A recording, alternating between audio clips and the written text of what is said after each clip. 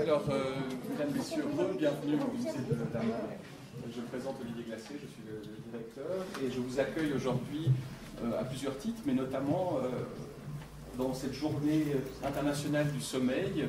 Il nous semble important de faire écho aux préoccupations associées à ces questions, notamment avec des spécialistes qui nous ont aidés aussi à réfléchir à l'exposition sur la conscience que nous avons dans nos murs. C'est pour ça que nous avons le plaisir d'accueillir aujourd'hui le professeur Raphaël Heinzer, qui est médecin responsable et co-directeur du CIRS, Centre d'investigation et de recherche sur le sommeil, donc la personne tout indiquée pour nous parler de ce sujet. Le CIRS qui est une institution maintenant, elle a fêté ses 10 ans l'année passée. En parallèle avec une formation de médecin interne et en pneumologie, le professeur Heinzer a débuté sa spécialisation de médecine du sommeil en 1996 en Californie. Il a travaillé dans plusieurs universités nord-américaines sur ce sujet-là, des centres de recherche à la pointe dans ce domaine, dans différents justement centres de recherche. Et ses principaux axes de recherche sont les troubles respiratoires du sommeil, apnée du sommeil, l'épidémiologie des troubles du sommeil à travers l'étude de la cohorte hypnose, c'est-à-dire le suivi d'un certain nombre de personnes sur une très longue durée, et le sommeil dans des conditions extrêmes, haute altitude, navigateur solitaire, vol expérimental et de longue durée en solitaire, etc., etc. Aujourd'hui, le titre de son intervention est « Sommeil et adolescents, amis ou ennemis ?» et je me réjouis de l'entendre sur ces questions et sans plus attendre, je lui laisse la parole. Merci encore. Merci beaucoup pour l'introduction, c'est vraiment très sympa. Merci pour l'invitation. En ce jour mondial du sommeil, ça me fait plaisir de vous parler aujourd'hui d'un thème assez particulier, donc adolescents et sommeil, amis ou ennemis. Alors, amis, plutôt oui, parce que les adolescents ont tendance à dormir de manière très profonde. C'est parfois même difficile de les réveiller. Ennemis, parce qu'ils n'ont pas toujours tendance à dormir au moment où on s'attend à ce qu'ils dorment. Et c'est ça le problème, et c'est peut-être même parfois la société ne s'attend pas à ce qu'ils dorment à certains moments. Donc il y a un petit décalage par rapport à ça, et je vous propose entre autres d'aborder ce thème. Comme vous le savez, on dort tous à peu près un tiers de notre vie. Au cours de notre vie, le sommeil va évoluer. Vous aurez beaucoup plus de sommeil, bien sûr, chez les enfants, un petit peu moins chez les adolescents et pas mal moins chez les personnes âgées. Donc, le sommeil lui-même n'est pas homogène. Comme vous savez probablement, on a différents stades du sommeil. Le sommeil lui-même va s'articuler en cycles pendant la nuit. Et c'est ce qu'on voit ici. Donc, vous avez des cycles de sommeil. On entre dans le sommeil en sommeil léger. Ensuite, on arrive dans le sommeil intermédiaire avant d'atteindre le sommeil profond, vous voyez ici en bas. Et ensuite, en deuxième partie du cycle du sommeil, vous avez votre cerveau qui va se réactiver. Donc, le cerveau va se réactiver. On arrive dans une phase de sommeil qu'on appelle REM. REM, c'est pour Rapid Eye Movement. Donc, c'est un sommeil assez particulier qu'on appelle aussi paradoxal, parce que le cerveau est très actif alors qu'on est endormi. Et c'est le sommeil pendant lequel on a le plus de rêves, en tout cas les rêves les plus fous, les plus imaginatifs. On peut rêver dans les autres phases du sommeil, mais c'est vraiment dans cette phase-là qu'on rêve le plus. Ensuite, on va avoir d'autres cycles du sommeil. Chacun va durer 90 à 100 ou 110 minutes. Et en fin de nuit, vous voyez qu'on a moins de sommeil profond, parce qu'on a déjà satisfait notre besoin de sommeil profond, et plus de sommeil intermédiaire, de sommeil léger et de sommeil paradoxal. Donc si on essaie de vous réveiller, ou si vous essayez de réveiller un adolescent 45 minutes après qu'il soit endormi, vous serez probablement dans une phase ici, et ce sera très très difficile de le réveiller. Par contre, en fin de nuit, il y a beaucoup plus de chances pour qu'il soit en train de rêver.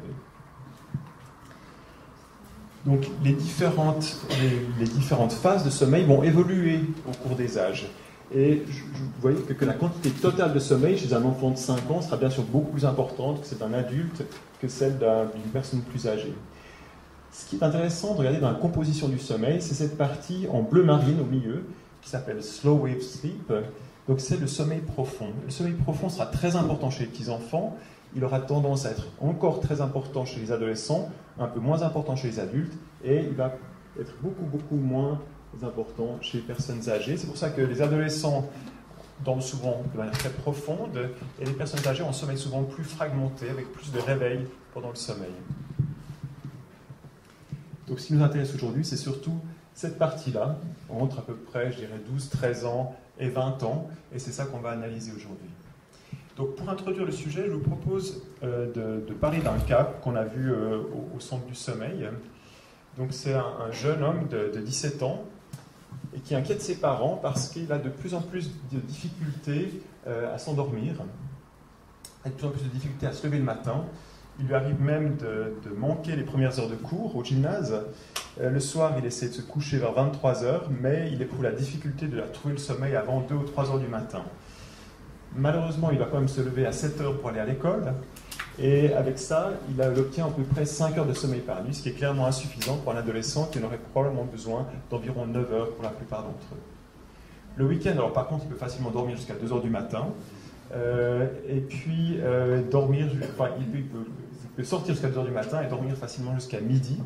La semaine, par contre, une fois réveillé le matin, il se sent encore très somnolent jusqu'à 10-11 heures et il lui arrive justement de manquer les premières heures du matin.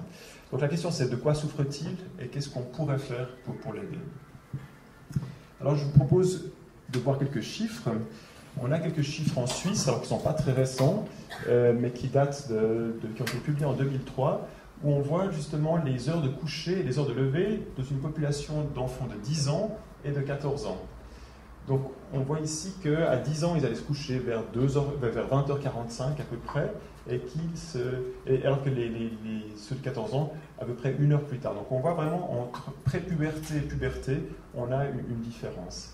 Ensuite, l'heure de lever, alors, est un petit peu plus tardive pour les 10 ans et un peu plus précoce pour les 14 ans. Mais ce qui est intéressant, c'est de regarder les catégories d'âge. Vous voyez les dates de naissance sur la gauche, et on voit que plus on avance dans le temps, plus l'endormissement, en tout cas chez les plus de 14 ans, était plus tardif. Et pourtant, c'est encore une période où il n'y avait pas beaucoup de téléphones portables, il y avait plutôt peu d'écrans. Si on regarde aux États-Unis, donc ça c'est une grande cohorte aux États-Unis qui s'est intéressée justement à l'heure de coucher et à l'heure de lever. Donc on voit le 6th grade tout à gauche, donc c'est des enfants d'à peu près 12 ans, jusqu'à 12th grade qui est à peu près des 18 ans. Et on voit l'heure de coucher qui est de 21h24 chez les 12 ans et qui est allée jusqu'à 23h02 chez les plus grands. Par contre, l'heure de lever, elle a plutôt tendance à s'avancer, d'où ensuite un temps de sommeil qui devient de plus en plus faible chez les adolescents au fur et à mesure qu'ils avancent dans leur école secondaire. Donc, quand vous voyez les 17-18 ans qui dorment à peu près 7 heures, 6 heures, un peu moins de 7 heures, ça fait vraiment peu et ce n'est pas suffisant. De manière intéressante, pendant les loisirs, pendant les vacances et les week-ends, on observe aussi une petite diminution du temps de sommeil chez ces personnes. Alors, qu'en est-il en Suisse? On a aussi quelques chiffres, vous voyez ici de cette cohorte zurichoise, où on voit qu'entre, vous avez les âges tout à gauche, donc 12, 13, 14, 15, 16 ans, et on voit justement que le temps moyen de sommeil a tendance à diminuer progressivement de 9,3 heures jusqu'à 7,9 heures chez ces adolescents. Donc, qu'est-ce qui se passe dans leur tête? Et c'est ça qui n'est pas évident. Pour essayer de comprendre, il faut saisir les différents mécanismes de régulation du sommeil. Ces mécanismes font intervenir 2 processus essentiellement. Un processus, c'est le processus S, donc un processus homéostasique. Alors, qu'est-ce que ça veut dire homéostasique? C'est un processus qui a tendance à faire revenir vers la norme. C'est-à-dire que plus vous vous éloignez, plus ça a tendance à vous faire revenir vers une valeur normale. Donc, c'est un principe qui veut que plus vous restez réveillé longtemps, plus vous aurez envie de dormir pour récupérer. Forcément, si on est resté réveillé 24 heures, on aura plus envie de dormir que si on est resté réveillé que 10 ou 12 heures. Le deuxième processus, c'est un processus circadien. Circadien, ça veut dire environ d'un jour. Donc c'est un processus selon lequel on a plus envie d'être réveillé pendant la journée et plus envie de dormir pendant la nuit. D'ailleurs, si vous faites par exemple une nuit blanche, alors forcément au cours de la nuit blanche, au cours de la journée et puis ensuite de la nuit qui suit, vous aurez de plus en plus envie de dormir. Ça c'est le processus homéostasique. Vers 4 heures du matin, ça sera vraiment très difficile de rester réveillé. Mais ensuite, tout à coup, vers 8-9 heures du matin, vous serez plutôt mieux. Pourquoi? Ce ne serait pas logique, parce que normalement, vous êtes resté réveillé encore plus longtemps, mais non, c'est que vous arrivez dans une phase du rythme circadien qui est plutôt favorable à l'éveil. Donc si on regarde de plus près ce processus S, donc ce processus homéostasique, il est probablement dû à une accumulation dans le cerveau de substances qu'on appellera hypnogènes. Donc c'est des substances qui s'accumulent, plus on est réveillé longtemps, ces substances s'accumulent et donneront une sorte de signal pour le cerveau qui serait temps de dormir. Une de ces substances, c'est l'adénosine. Donc l'adénosine, c'est en quelque sorte le résidu de l'utilisation de l'énergie. Donc vous connaissez l'ATP, adénosine triphosphate. Quand on enlève les phosphates, on produit de l'énergie, mais pour finir, il restera l'adénosine. Donc c'est en quelque sorte le résidu de l'activité du cerveau. Et plus cette adénosine s'accumule, plus on aura envie de dormir. Et on sait qu'on a des récepteurs à cette adénosine au niveau du cortex, au niveau du thalamus. Vous connaissez tous des antagonistes de cette adénosine, qui est la caféine. Donc la caféine, ça va bloquer en quelque sorte l'effet de l'adénosine sur notre cerveau et va, pour la plupart d'entre nous, diminuer notre envie de dormir. Il existe aussi des agonistes, donc des médicaments qui vont agir comme l'adénosine et qui donnent plus envie de dormir, mais ça n'existe que chez les animaux, malheureusement pas chez les humains. Donc si on regarde ce processus homéostasique, donc si on s'imagine par exemple que vous vous levez à 7 h du matin, petit à petit au cours de la journée, vous avez le trait qui va monter, le trait bleu qui monte, et puis ensuite vers 11 h du soir, vous vous couchez, vous dormez, et puis cette envie de dormir, ce processus homéostasique revient petit à petit vers la norme, jusqu'à 7 h du matin, où là vous n'aurez plus envie de dormir et vous vous levez. Si tout à coup vers 18 h vous faites une sieste, on prend le trait vert maintenant, vous voyez que cette envie de dormir va baisser pendant votre sieste, ensuite elle va se réaccumuler un tout petit peu pendant le reste de la nuit, et puis ensuite donc vous aurez un petit peu moins envie de dormir à 23 h, et ensuite de nouveau ça va diminuer jusqu'à 7 h du matin. Si par contre vous faites une nuit blanche comme on disait tout à l'heure, ce processus homéostasique va continuer à augmenter, et puis à 23 h le jour d'après, donc vous aurez été réveillé pendant un jour et demi, et vous aurez encore plus envie de dormir. Donc c'est vraiment ce type de phénomène qui participe à notre envie de dormir. Le deuxième processus, le processus circadien, va se calquer sur l'alternance jour-nuit. Notre rythme circadien se calque sur l'alternance jour-nuit et n'est pas au fait vraiment de 24 heures, il est plutôt de 25 heures normalement. Ça c'est un petit peu étonnant, mais si vous laissez quelqu'un dans une grotte par exemple, sans aucun repère temporel, il va vivre sur une journée, non pas de 24 heures, mais de 25 heures. Donc petit à petit, il va se décaler de jour en jour, puisque sa journée durera 1 heure de plus. Par contre, grâce à la lumière, grâce à tous les repères temporels qu'on a, les Zeitgeber, on a tendance à réduire notre rythme, à le calquer sur l'alternance jour-nuit. Donc cette horloge interne existe depuis longtemps. Au début, on observait les plantes. Je vous montre ici cette plante qui étend ses feuilles pendant la journée et qui les replie pendant la nuit et qui les étend de nouveau. Donc, pendant longtemps, on s'était imaginé que voilà, c'est tout simple. Vous avez une plante, vous avez des feuilles, donc le soleil arrive sur la plante, elle étend ses feuilles pour capter le soleil, ce qui est assez logique. Mais le problème, c'est ça, c'est que si on prend la même plante et qu'on la met dans une boîte noire avec une caméra infrarouge, voilà ce qu'on observe.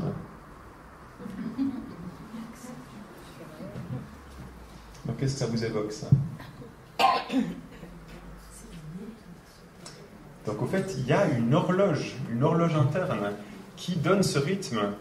Et ensuite, la lumière, bien sûr, va synchroniser ce rythme avec le jour et la nuit, mais il y a quand même un phénomène endogène qui permet de donner ce rythme de 24 heures. Et c'est la même chose chez l'être humain. Chez l'être humain, cette horloge se situe dans un petit noyau dans le cerveau, qui s'appelle le noyau suprachiasmatique, et qui contient justement cette horloge. Alors, suprachiasmatique, ça veut dire que c'est juste sur le chiasma optique. Chiasma optique, c'est là où les deux nerfs optiques se rejoignent. Et donc, on a une connexion directe avec la rétine. Et donc, c'est cette connexion directe qui va permettre de calquer le rythme de notre horloge interne sur la présence ou non de lumière. Ensuite, ce noyau suprachiasmatique qui contient cette horloge interne va communiquer avec une glande qui s'appelle la glande pinéale ou épiphyse et qui va sécréter une hormone qui s'appelle la mélatonine. Donc quand il n'y a plus de lumière, le noyau suprachiasmatique va donner ce signal à cette glande pinéale qui va sécréter la mélatonine dans la phase obscure. Et cette mélatonine va être un signe en quelque sorte pour notre cerveau, comme quoi c'est le moment de dormir. Quand la lumière revient, on va empêcher, ça va inhiber cette sécrétion de mélatonine, et ce sera plutôt la phase diurne dans laquelle on a moins tendance à dormir. Ensuite, cette mélatonine sera aussi utile pour synchroniser les différents rythmes de notre organisme. Comme vous savez peut-être, quand on dort, notre température baisse un petit peu. Et pendant la journée, ça remonte un petit peu. Donc on a aussi un rythme de température. Il y a aussi certaines hormones qui sont sécrétées de manière préférentielle pendant la nuit, comme l'hormone de croissance. Certaines hormones sont sécrétées quand on se réveille le matin, comme le cortisol. On sait aussi qu'il y a des différences dans la fréquence cardiaque, dans la tension artérielle. Le rythme du cœur a tendance à baisser pendant la nuit, et tout ça c'est synchronisé grâce à cette mélatonine. Donc au final, on a ces deux processus dont je vous parlais. Ces deux processus vont se mettre ensemble pour déterminer, pour finir, le moment auquel on va dormir et le moment auquel on va se réveiller. Donc si on regarde ce que ça donne, donc vous avez le processus circadien C qui crée cette oscillation, et vous avez le processus homéostasique, ici le processus S qui monte progressivement et qui redescend pendant la nuit. Donc si on prend par exemple à 7 h du matin, comme on l'a vu tout à l'heure, le processus homéostasique va monter progressivement, et quand votre processus circadien vient vers une phase propice au sommeil, donc il redescend, et que vous avez accumulé un besoin de sommeil grâce à votre processus homéostasique, vous êtes au moment idéal pour vous coucher, pour vous endormir. Pendant la nuit, alors le processus homéostasique va petit à petit diminuer, et quand le matin vous êtes dans une phase propice à l'éveil et que votre processus homéostasique est au plus bas, c'est là où naturellement vous allez vous réveiller. Donc l'interaction de ces deux processus permet de déterminer le moment idéal pour se coucher et pour se réveiller. Donc ça c'est quand tout marche bien, mais malheureusement parfois les choses ne fonctionnent pas comme elles le devraient. Donc je vous montre ici un schéma qui illustre justement cette alternance veille-sommeil avec l'activité du cerveau qui est en rouge. Donc normalement on est réveillé pendant la journée, puis ensuite en début de soirée on commence à avoir envie de dormir, on dort pendant la nuit. Le problème, c'est que parfois cette horloge interne se décale, elle retarde. Et c'est typiquement ce qu'on va observer pendant les adolescents, c'est un retard de phase de cette horloge. Ça veut dire qu'en se décalant vers la droite, l'endormissement le soir sera beaucoup plus difficile, mais évidemment le réveil le matin sera aussi retardé. Et c'est exactement ça qu'on observe chez les adolescents. L'inverse existe aussi, donc ce qu'on appelle une avance de phase, qui se trouve plutôt chez les personnes âgées, donc plutôt une envie d'aller se coucher très tôt dans la soirée, et puis une incapacité à rester endormi à partir de 3-4 heures du matin, par exemple. Et c'est souvent un drame parce que certaines personnes âgées regrettent de se réveiller aussitôt et parfois prennent des somnifères qui provoquent ensuite d'autres problèmes, des addictions, des chutes, alors que c'est simplement se coucher plus tard qui permettrait de résoudre le problème. Donc si on se focalise vraiment sur l'adolescent, ce retard de phase chez l'adolescent donc, provoque un coucher plus tardif, des difficultés à se lever le matin, et pour finir un manque de sommeil, puisque si on se couche plus tard mais qu'on doit quand même se lever le matin, le nombre d'heures de sommeil est diminué, c'est ce qu'on a vu chez Kevin tout à l'heure. Aux États-Unis, il y a à peu près 45% des adolescents qui manquent de sommeil à cause de ce genre de phénomène. Alors pourquoi est-ce qu'on obtient ça? Alors c'est en partie de leur faute, hein, bien sûr, il y a des causes environnementales, comme on dit. C'est la télévision, les sorties, les écrans. Donc les écrans donnent un signal contradictoire au cerveau, donc lui il serait prêt peut-être à aller se coucher, mais les écrans, surtout la lumière bleue dans les écrans, vont activer les cellules de la rétine qui vont communiquer avec notre noyau suprachiasmatique dont on parlait tout à l'heure et qui vont empêcher la sécrétion de mélatonine. Donc si vous êtes exposé à la lumière, si vous êtes exposé aux écrans qui contiennent beaucoup de lumière bleue, on va donner un signal comme quoi c'est encore la journée à notre cerveau et retarder, repousser plus tard cette sécrétion de mélatonine qui sera sécrétée aussi plus longtemps le matin. L'autre problème, bien sûr, c'est toutes les stimulations, les devoirs, les jeux vidéo, les boissons stimulantes, toutes les boissons caféinées aussi. On a vu que ça bloquait le processus homéostasique. Donc pour finir, l'adénosine qui s'accumule dans le cerveau, on est moins sensible à cette adénosine à cause de ces contre-mesures que sont par exemple la caféine de Red Bull et ce genre de choses. Donc si on regarde l'impact de l'utilisation des médias le soir, donc si vous avez des écrans le soir, c'est une méta-analyse, c'est-à-dire qu'ils ont pris 7 études différentes qui ont étudié ce phénomène-là, et ils ont regardé la somme des effets de ces études, et on voit très bien que le petit losange est sur la droite, donc ça veut dire qu'il y a 2,17 fois plus de risque d'avoir un manque de sommeil chez les enfants qui utilisent des tablettes et des médias le soir avant de se coucher par rapport à ceux qui ne le font pas. Si on s'intéresse ensuite à la qualité du sommeil, alors là on observe exactement le même phénomène. Alors il y a des études un petit peu contradictoires, mais quand on les met toutes ensemble, on observe clairement qu'il y a 50% de risque, ou 46% de plus de risque d'avoir un sommeil de mauvaise qualité si les adolescents et les enfants utilisent les écrans le soir. Pourquoi? À cause de cette stimulation du cerveau liée à la lumière de ces écrans. Et quand on va regarder même chez les plus petits, et ça c'est un peu effrayant parce que bon, ça c'est une étude de 2015, donc ils sont allés regarder chez les 1 à 4 ans le nombre d'enfants qui sont déjà confrontés aux écrans. Et quand on regarde par exemple l'utilisation d'applications, donc les 4 ans, il y a déjà un tiers des enfants de 4 ans qui utilisent des applications, un tiers qui utilisent les tablettes pour regarder la télévision. La télévision, il y en a carrément la moitié déjà à partir de 3 ans qui regardent la télévision. Et puis les jeux vidéo, c'est à peu près 23% des enfants de 4 ans. Alors, on a vu pour l'instant ce que les adolescents faisaient de faux, mais il faut savoir que ce n'est pas entièrement de leur faute. Si on prend des animaux, par exemple, si vous prenez des mammifères comme le singe, les différents types de rats, on voit exactement le même phénomène de retard de phase du rythme pendant la phase de maturation sexuelle, donc ça correspond à leur puberté. On voit par exemple que les hommes, alors que les êtres humains se décalent de 1 à 3 heures pendant la phase de puberté, les singes c'est à peu près 2 heures, certains types de rats c'est même 3 à 5 heures qui est retard. Donc ça veut dire que ces animaux-là ne sont pas du tout confrontés à ces problèmes d'écran et autres, donc il y a quand même quelque chose en plus. Donc ça va satisfaire les adolescents, et quoi, c'est pas entièrement de leur faute.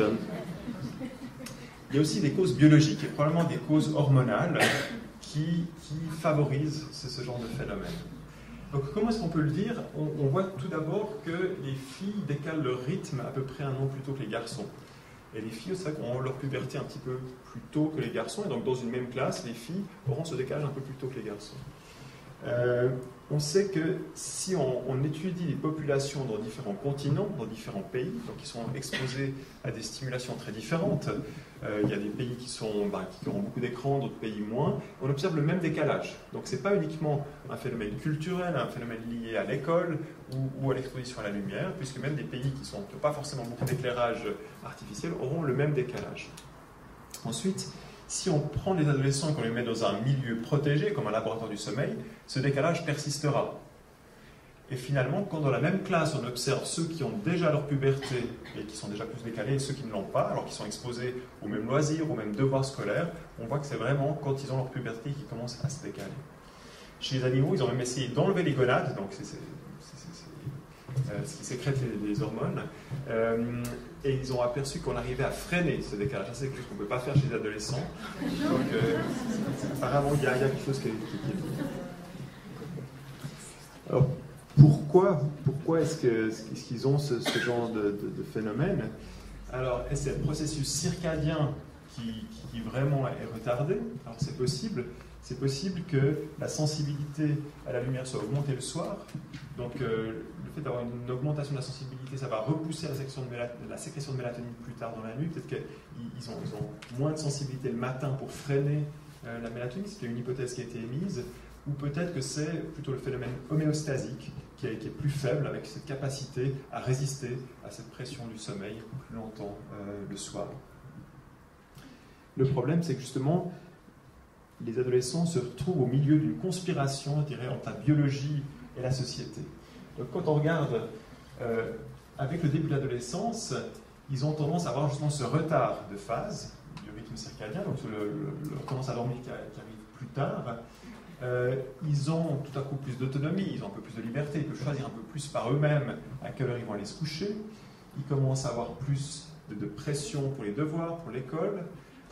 Ils ont aussi plus de réseaux sociaux, plus d'écrans. Donc ça les pousse à se lever plus tard. Et d'un autre côté, vous avez la société qui leur demande de se lever plus tôt. Puisque l'école, parfois, pour les adolescents, va commencer même à 7h30. Au collège Arnaud-Raymond, je crois, puis ils commencent même à 7h30, ce qui va bien sûr à l'encontre de leur rythme. Donc le résultat de tout ça, c'est qu'ils vont se coucher plus tard et doivent se lever même encore plus tôt, ce qui va créer bien sûr un manque de sommeil.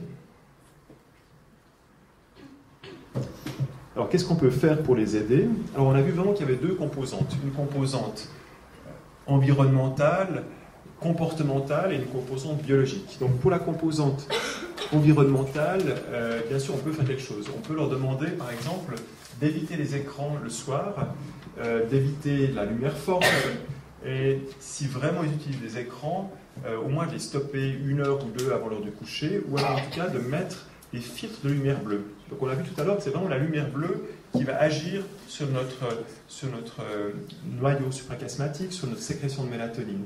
Donc le fait d'enlever la lumière bleue, 470 nanomètres, ça rend l'écran un petit peu plus jaune. On peut tout à fait utiliser l'écran, mais au moins on n'a plus cet effet négatif sur la sécrétion de mélatonine. Donc il y a des programmes qui s'appellent f.lux, par exemple, qui sont gratuits, qu'on peut mettre sur les ordinateurs ou sur les tablettes, et qui vont automatiquement changer un peu la tonalité de l'écran à partir du moment, à partir de 6 heures le soir, par exemple. Twilight, c'est aussi un autre programme qui existe comme ça.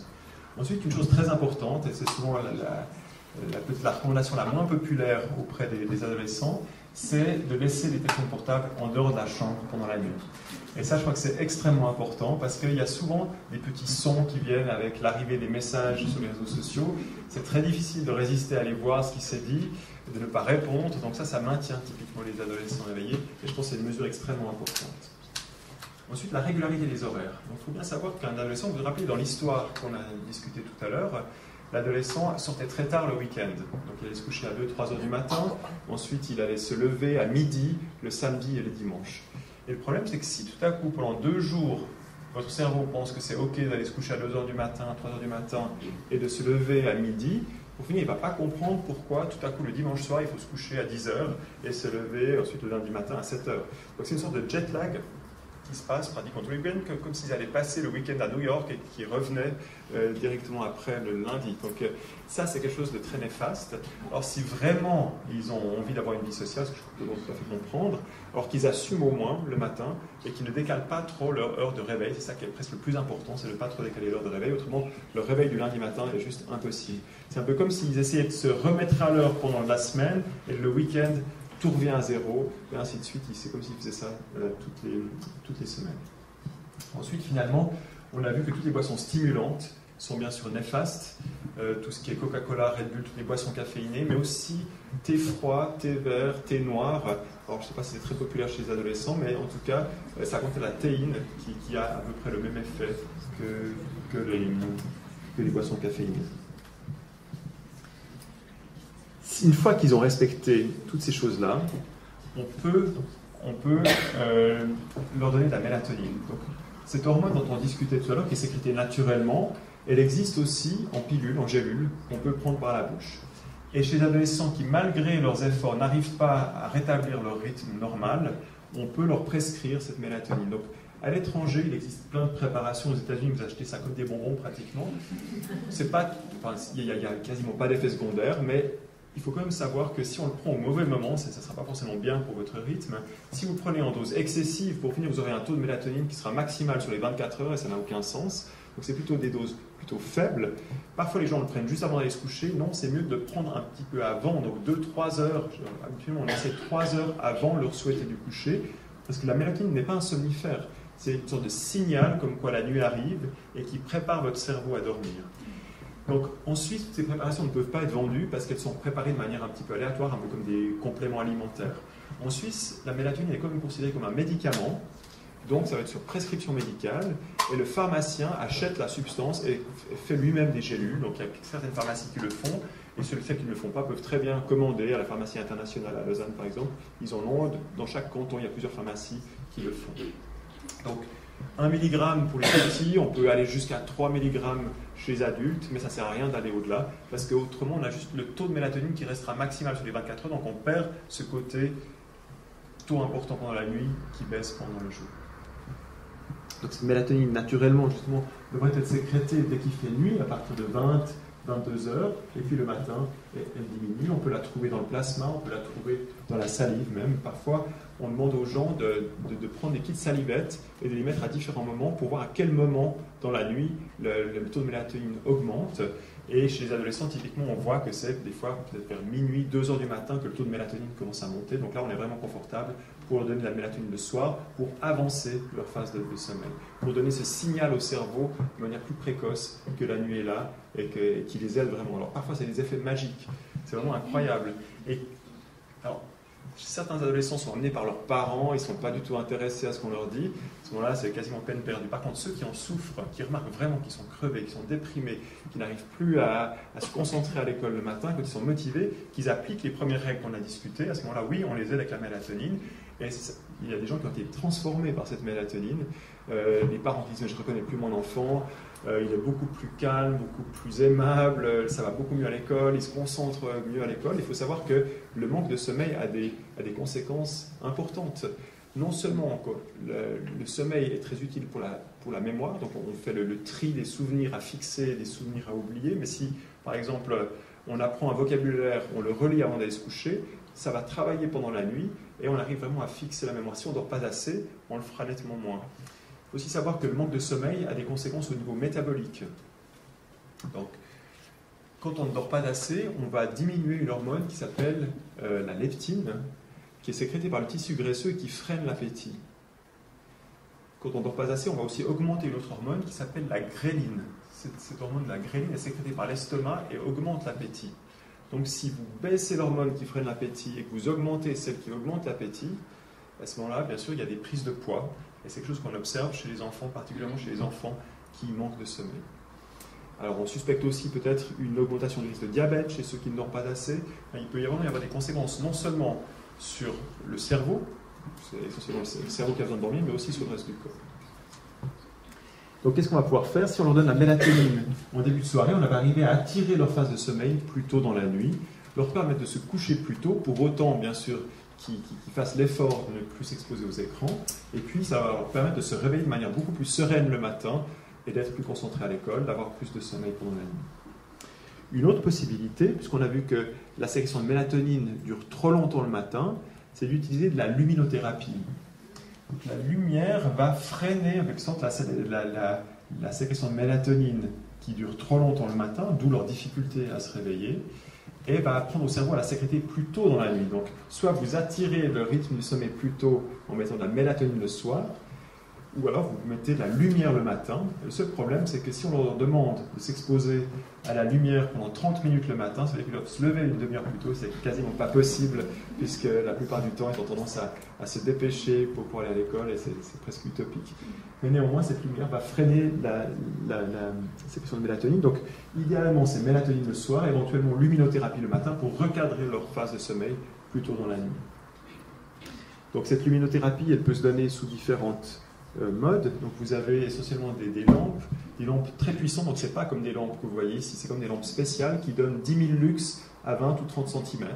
Et c'est vraiment ça qui permet d'influencer notre rythme circadien. Donc surtout pas le soir chez les adolescents, mais oui le matin, ça serait idéal, ou au moins qu'ils prennent leur petit déjeuner face à une fenêtre au sud ou au sud-est pour vraiment s'exposer au maximum à la lumière.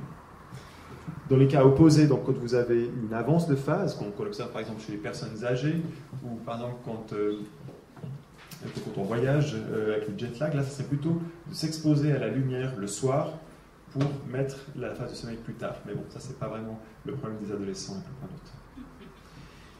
Est-ce qu'il y a d'autres mesures qu'on peut prendre? Alors, oui, clairement oui, mais là, ça ne dépend plus tellement de nous, les médecins, ni des adolescents eux-mêmes. C'est bien sûr le début des horaires de classe chez les adolescents. Et ça, c'est un gros problème, puisque le fait de retarder l'heure de la classe permettrait d'avoir des effets bénéfiques. Le fait de les faire débuter, par exemple, à 7h30 ou à 8h moins quart, c'est clairement quelque chose d'antibiologique pour les adolescents. Et quand on parle ensuite avec les politiciens ou avec les directeurs d'école, souvent on nous dit « non mais ces petits jeunes, là, il faut leur apprendre, hein. Après ça ne sera pas comme ça, il faut leur apprendre à se lever tôt, l'avenir appartient à ceux qui se lèvent tôt », alors que non, il y a clairement un phénomène biologique, ce n'est pas uniquement un phénomène comportemental, il y a aussi quelque chose de biologique, et ça serait logique, donc on s'adapte quand même aux horaires des adolescents.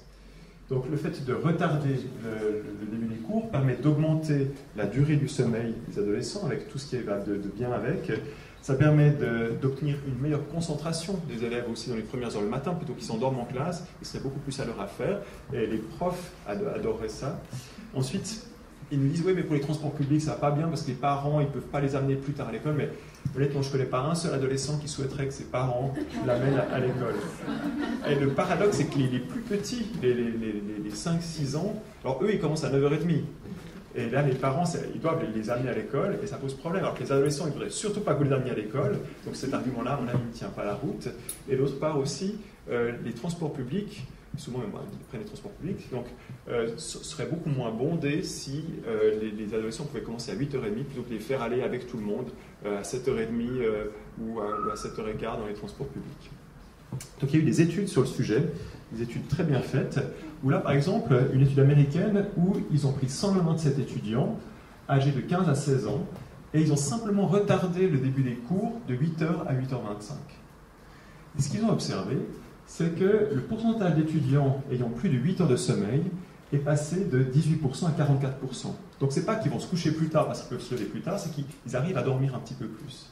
Donc ils avaient à peu près 29 minutes de plus de sommeil, il y avait moins de somnolence diurne, moins de dépression, ils ont consommé moins de boissons caféinées, ce qui est assez logique. Malheureusement, évidemment, dès qu'ils sont revenus à l'horaire normal, c'était un essai pendant un mois, donc quand ils sont revenus à l'horaire normal, tous ces effets bénéfiques ont disparu.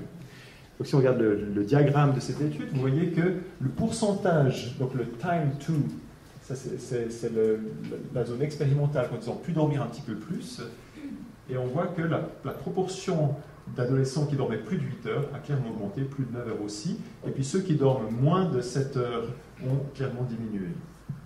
Si on regarde les autres effets, on voit que par exemple le nombre de siestes qu'ils ont dû faire a diminué, les arrivées tardives ont diminué, la difficulté à rester réveillé en classe a diminué, et le fait de se sentir trop fatigué pour faire ses devoirs a diminué aussi. Donc il y a vraiment des effets positifs. Une autre étude qui a fait exactement la même chose, ils ont repoussé de 8h à 8h30 le début des cours chez 201 adolescents âgés de 13 à 16 ans. On observe exactement la même chose. Vous voyez en bleu clair, c'est la partie expérimentale avec le début des cours plus tardif. Et on voit que les enfants, les adolescents obtiennent plus de sommeil. C'est pas juste qu'ils regardent une série de plus le soir parce qu'ils savent qu'ils vont se lever plus tard. Non, ils arrivent quand même à dormir plus avec ces débuts des cours plus tardifs. Donc, concernant ce problème de rythme, les messages, c'est clairement que, bon, on sait que les adolescents ont tendance à décaler leur rythme, à décaler leur phase de sommeil en direction du matin, c'est quelque chose qui est maintenant très clair, que ce phénomène est en partie comportemental et en partie biologique, qu'il faut bien sûr appliquer des règles d'hygiène du sommeil, il faut qu'ils fassent l'effort de ne pas aggraver la situation, mais que bien sûr il y a un phénomène duquel ils ne sont pas responsables, ça arrive même chez les petits mammifères qui ne sont pas exposés à ce type d'artifice, et qu'avec la mélatonine, éventuellement la luminothérapie, on arrive à les aider à retrouver un rythme plus normal, à obtenir plus de sommeil. Ensuite, bien sûr, ce serait bien qu'on arrive à gérer aussi le début des cours plus tardifs, et il y en a quelques initiatives dans ce sens-là, mais j'espère que le message va passer petit à petit. Ensuite, brièvement, pour la fin, je vais vous parler peut-être d'autres problèmes de sommeil qui peuvent être liés à l'adolescence.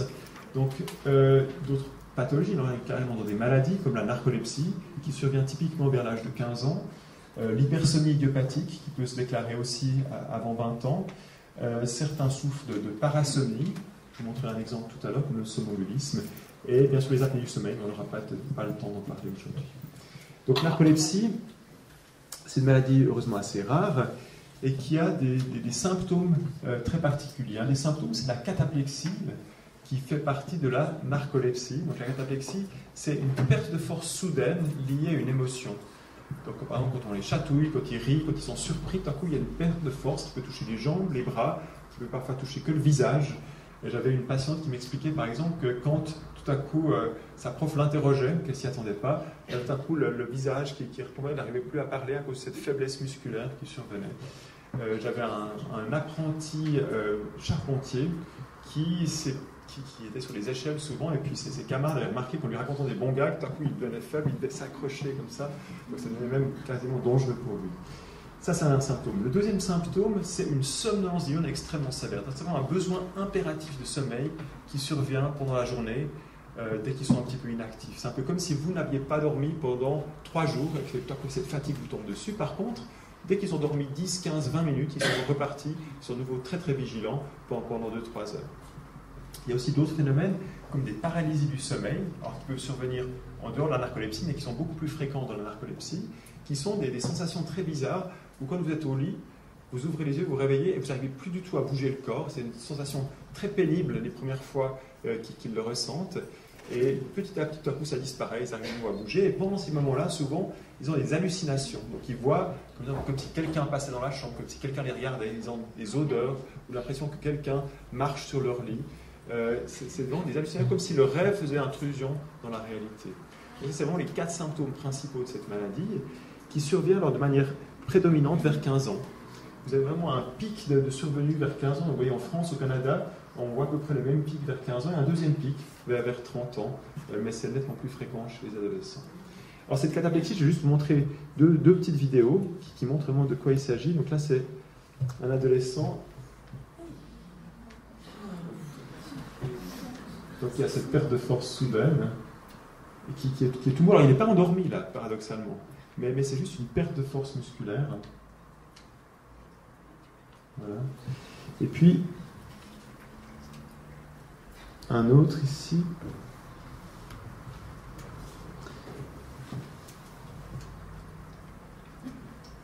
Donc lui, là, pour l'instant, il n'a pas de cataplexie, il se tourne, parce qu'il a remarqué qu'en faisant ça, ça lui faisait une petite émotion, et puis que ça lui provoquait ces crises de cataplexie. Donc là, alors c'est pas le tournis, là, vous voyez, c'est quand même ces muscles, et ça peut durer quelques secondes à 1 minute. Les gens ne se font pas mal, parce qu'ils le sentent arriver, ils le sentent venir, donc ils arrivent à s'appuyer, ils arrivent à s'asseoir, et là, on joue au ballon, c'est l'émotion d'attraper le ballon, par exemple. Vous voyez qu'il a juste les genoux qui lâchent, et ça c'est typiquement cette cataplexie. Donc il ne fait pas exprès, là, c'est vraiment... Vous voyez, quand on lui lance le ballon, si on le chatouillait, il se passerait la même chose.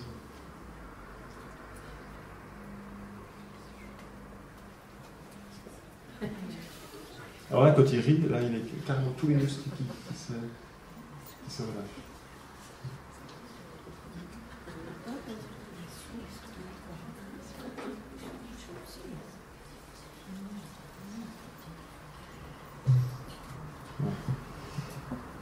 Donc c'est heureusement une maladie assez rare, ça touche à peu près 3 à 4 personnes sur 10 000.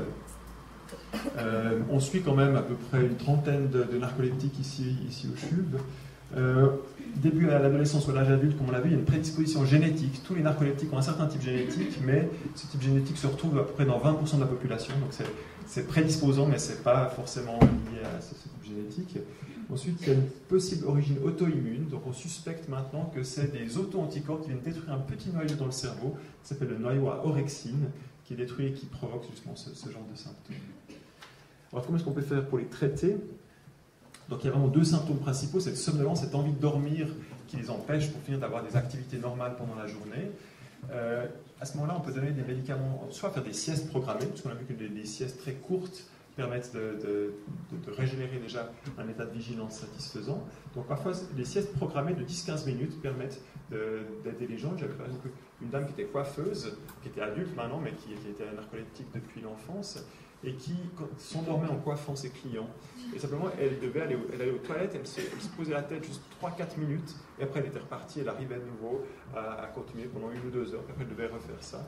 Donc il y a des médicaments, heureusement, qui permettent d'améliorer l'état de vigilance, des médicaments qui stimulent le cerveau, et qui sont par exemple le Modasomil ou la Ritaline. Alors la Ritaline, c'est un peu particulier parce que ça calme les enfants hyperactifs, et ça réveille plutôt les personnes qui sont narcoleptiques. Ensuite, pour les cataplexies, donc ces pertes de force que je vous ai montrées dans les vidéos, ces cataplexies peuvent être traitées par, étonnamment, les antidépresseurs. Donc, pratiquement chaque antidépresseur permet d'enlever ces cataplexies, ou alors, quand ça ne marche pas, on utilise un médicament assez particulier qui s'appelle le GHB, qui est aussi connu sous le nom de la drogue du violeur, et qui, étonnamment, marche et qui enlève ces cataplexies chez les personnes qui le prennent le soir. Ensuite, une autre variante qui provoque aussi des somnolences extrêmement importantes, et qui commence fréquemment à l'adolescence ou chez les jeunes adultes, c'est l'hypersomnie idiopathique. Donc c'est aussi des gens qui ont beaucoup besoin de dormir, mais chez eux c'est des siestes qui sont très longues et non réparatrices. Ils peuvent par exemple dormir 15 heures de suite, ensuite se réveiller, manger quelque chose et retourner dormir pendant 2-3 heures. Donc là, c'est le phénomène homéostasique qui ne fait plus son travail. Donc ils perdent en quelque sorte ce phénomène. Normalement, quand on a mangé un repas, par exemple, on n'a plus faim. Quand on a passé une nuit de 8 heures, on n'a plus envie de dormir. Ben, eux, c'est comme s'ils pouvaient faire une nuit, et puis en faire une autre après, une autre après, une autre après. Et ça peut être vraiment très pénible. Donc là aussi, on a certains médicaments qui peuvent les aider. C'est un peu frustrant parce qu'on ne fait qu'atténuer les symptômes, mais on n'arrive pas à traiter la cause qu'on ne connaît encore pas de cette maladie. Et je finirai alors par un autre phénomène qui souvent survient chez les plus petits, qui a tendance à disparaître à l'adolescence. Je pense que vous avez assez de reconnaître ce que c'est.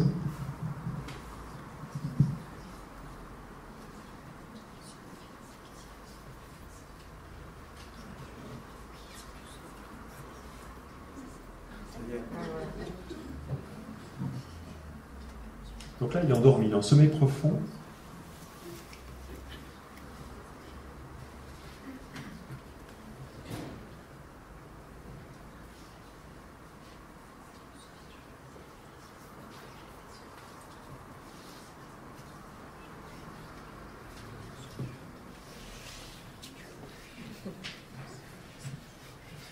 On a l'impression qu'il vit quelque chose dans sa tête.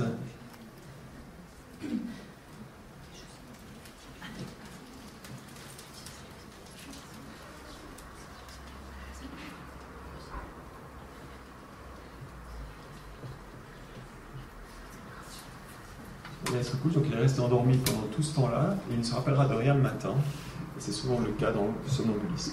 Le somnambulisme, ça arrive jusqu'à 15% des petits-enfants, et puis ensuite ça diminue un peu à l'adolescence, et chez les adultes, c'est juste 1 à 2% des adultes qui ont encore du somnambulisme. Bon, la plupart du temps, c'est pas quelque chose de grave.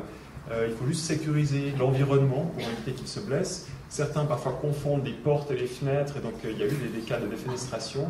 Confondre les toilettes et leur armoire, c'est un peu plus gênant aussi. Donc il peut y avoir quelques petits problèmes, mais l'idée c'est surtout de protéger l'entourage, éviter qu'ils se blessent, et c'est rare qu'on ait besoin de médicaments pour enlever ça, puisque ça survient habituellement pas toutes les nuits. Donc voilà, si vous voulez en savoir plus, il y a toujours le livre qu'on a écrit avec mon collègue José Abarrubio, où on traite justement des différents troubles du sommeil, de l'histoire du sommeil, et je vous remercie pour votre attention.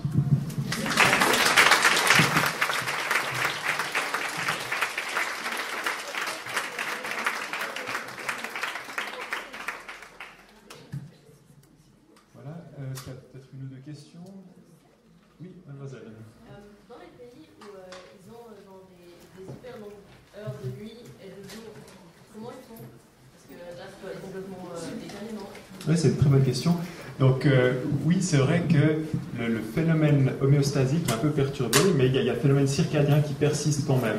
Donc, c'est vrai qu'ils dorment plutôt plus longtemps pendant les longues nuits et plutôt moins longtemps en été. Et c'est vrai que le sommeil peut être vraiment perturbé quand il fait jour pratiquement 24 heures sur 24.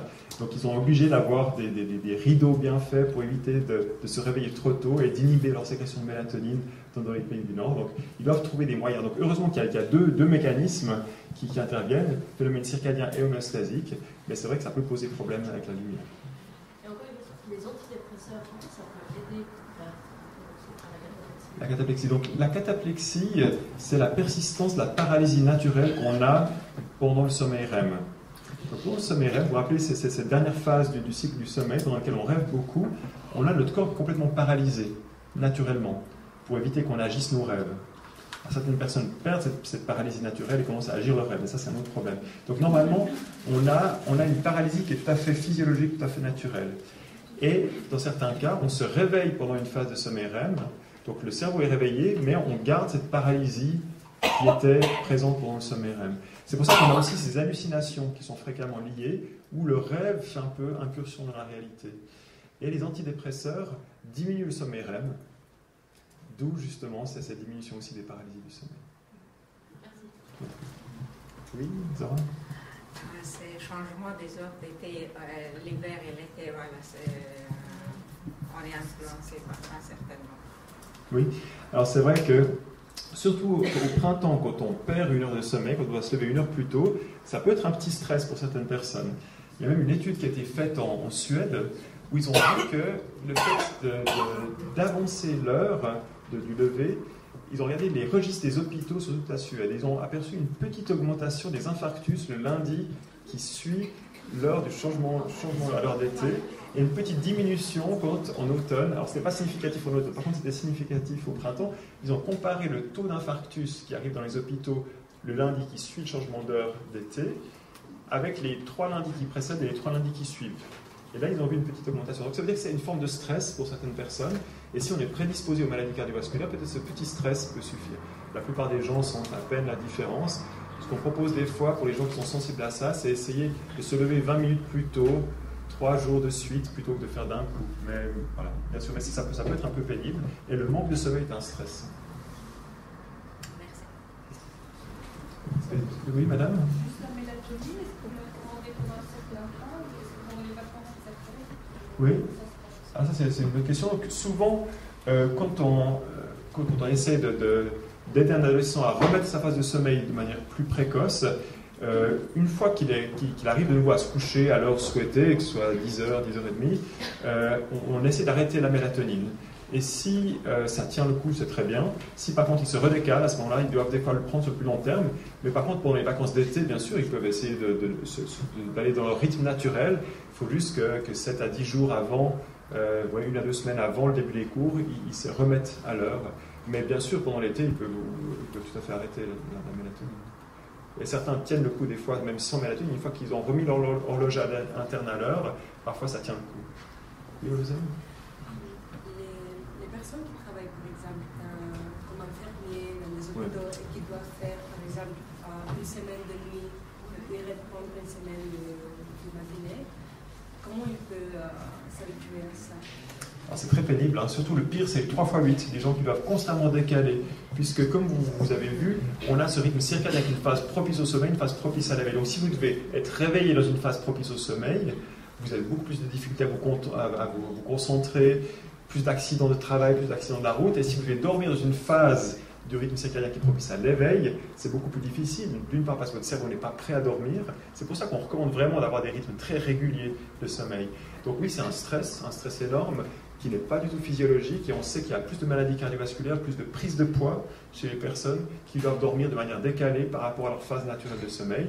Et il y a même maintenant une suspicion d'augmentation de certains cancers du sein par exemple, quand on est constamment décalé par rapport à son rythme, pour des problèmes d'immunité probablement. Donc voilà, bien sûr il y aura toujours des secteurs de la société qui doivent travailler de nuit. On essaie de décaler les horaires dans le sens horaire. C'est plus facile de se coucher un peu plus tard que de se lever plus tôt, mais malgré tout, il y aura toujours des difficultés liées à ces horaires. Oui, madame ? On m'a dit que la mélatonine était en vente libre aux États-Unis. C'est juste. Donc les Américains dorment bien, de façon générale. Alors de nouveau, la mélatonine n'est pas un somnifère. Hein. C'est vraiment quand on a un jet lag ou un décalage, là on peut la prendre et effectivement ça permet de recadrer, de remettre à l'heure son horloge interne. Mais certaines personnes ressentent un petit effet somnifère, c'est vrai. Mais par contre, non, c'est vraiment reconnu pour changer le moment, enfin, la phase propice de sommeil. Donc oui, c'est vrai que, mais bon, par contre, on trouve de tout, toutes sortes de choses. Ils ont une fois analysé ce qu'il y avait dans cette mélatonine. Parfois, il n'y avait rien du tout. Parfois, il y avait exactement ce qu'ils disaient. Parfois, ils ont même trouvé des somnifères dedans, des petites traces de benzodiazépine. Donc, du coup, ça marchait très très bien, la mélatonine de telle marque. Puis ils sont aperçus qu'ils mettaient un peu les somnifères dedans.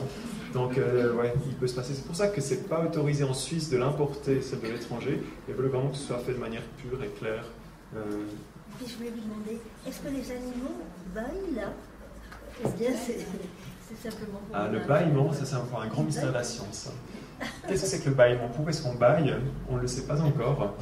On pensait un temps que c'était parce qu'il fallait qu'on prenne une grande bouffée d'air pour déplisser, pour ouvrir les atelectasies dans les poumons. Probablement que ce n'est pas le cas, parce qu'en fait, on a aussi des soupirs qui ne sont pas des bâillements, qui eux sont peut-être utiles pour ça.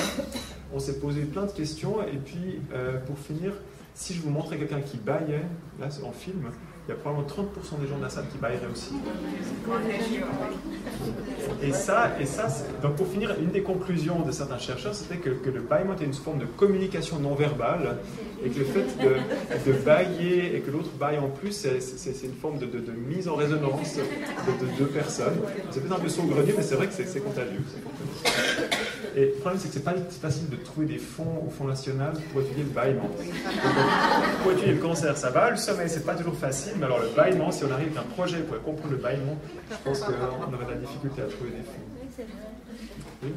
Est-ce qu'il y a des explications, je ne sais pas, au niveau biologique, ceux par exemple qui sont plutôt du matin, qui se réveillent facilement, pour tout de suite commencer, démarrer la journée, ceux qui disent non, le soir c'est beaucoup mieux, et puis aussi ceux qui se réveillent beaucoup plus facilement, d'autres qui peuvent dormir, même un coup il y a côté, ça ne les réveille pas du tout.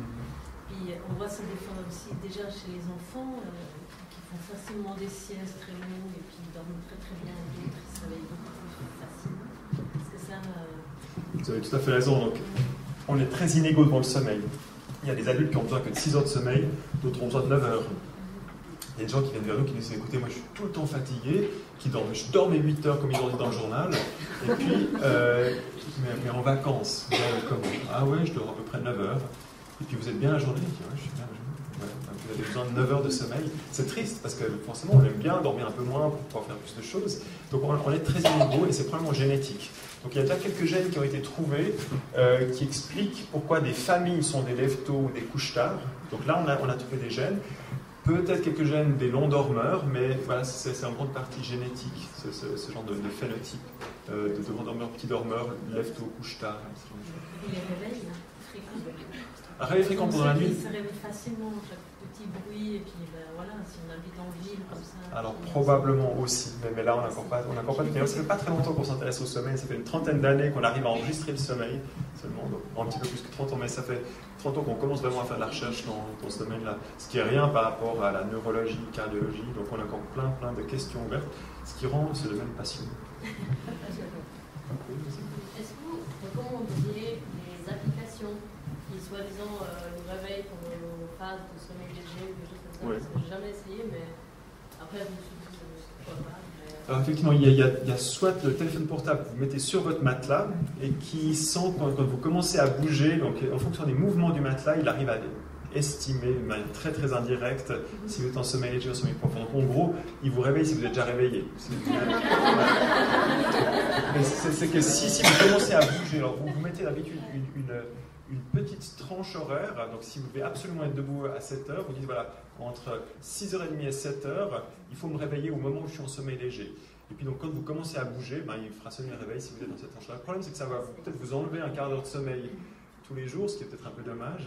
Et puis d'autre part, si vous êtes deux sur le matelas, on ne sait pas exactement ce qui va vous durer. Si le chat monte sur le lit, on ne sait pas non plus. Donc, voilà. Alors après, il y a les montres qui font un peu la même chose. Alors peut-être que c'est un petit peu plus précis, surtout si ça intègre la fréquence cardiaque et les mouvements du poignet. Mais de nouveau, c'est que quand vous commencez à vous réveiller, il vous réveille, mais ça peut vous faire perdre un peu de sommeil. Et c'est pas très très précis. Certaines personnes aiment bien, donc pourquoi pas. Oui, madame. On signale que la luminothérapie, en principe, ça sert à rien parce qu'on a une migraine. Jamais, en tout cas. Qu'on a des migraines. Ouais. Moi, j'ai essayé, on m'a dit essayer la luminothérapie, mais c'est compliqué. Ah non, ça peut être pénible. Quand les gens ont des migraines, quand les gens sont très sensibles à la lumière. Ok. Oui, justement, par rapport à la luminothérapie, vous en avez parlé pour le matin. Moi, j'ai entendu en fait aussi des séances en fait sur une semaine qui consistaient à décaler chaque fois 2 heures le sommeil pour retrouver le processus homéostatique, c'est-à-dire par exemple un enfant il n'arrive pas, dormir à 9 heures et puis se réveiller à 8 heures, par exemple le matin. Donc, ce serait par exemple, il louperait une semaine d'école, mais par exemple, on le fait chaque fois reculer de 2 heures l'endormissement, c'est-à-dire qu'on va dire 10 heures du soir, après minuit, 2 heures, chaque fois retrouver en fait pour... Alors ça, c'est dans le cas extrême, on utilise cette chronothérapie. On l'a utilisé chez quelques patients chez nous. Donc c'est quand vraiment, alors c'est même plus extrême ce que vous dites, c'est quand les adolescents nous disent, ou les jeunes adultes nous disent, mais moi j'arrive pas à m'endormir avant 7 heures du matin. Et ils ont déjà tout essayé pour se coucher plus tôt. On dit, ok, alors couchez-vous plus tard. Et donc là, on leur dit, voilà, demain, vous allez vous coucher à 9h du matin, le jour d'après à 11h, et ensuite à 1h de l'après-midi, à 3h, 5h, 7h, jusqu'à ce que... Donc on leur fait faire le tour d'horloge. Alors on peut utiliser de la luminothérapie, c'est même pas forcément nécessaire, donc vous pouvez vraiment faire le tour. Pour les gens qui ont une avance de phase, donc qui qui se couchent trop tôt, à ce moment-là, on met la luminothérapie le soir pour empêcher la sécrétion de mélatonine. Et là, effectivement, tous les 3-4 jours, on repousse d'une demi-heure pour pousser le sommeil un petit peu dans la nuit. Oui, madame ? Quel est à peu près le maximum des heures qu'on peut rester éveillé d'affilée? Alors, le record manuellement, on a fait 11 jours. Mais c'est vraiment extrême, il n'était pas bien, je vous assure. Ok, écoutez, comme il y a les portes ouvertes au centre du sommeil, je vais aller pas par là-bas, mais ceux qui sont intéressés, vous pouvez aussi venir voir un peu à quoi ressemble un centre du sommeil. Alors, c'est pas très impressionnant, vous avez des chambres dans lesquelles on peut dormir, et ceux qui sont inscrits ou ceux qui le souhaitent peuvent venir au 6e étage du CHUV pour voir un peu à quoi ça ressemble. Voilà. Merci beaucoup. Merci.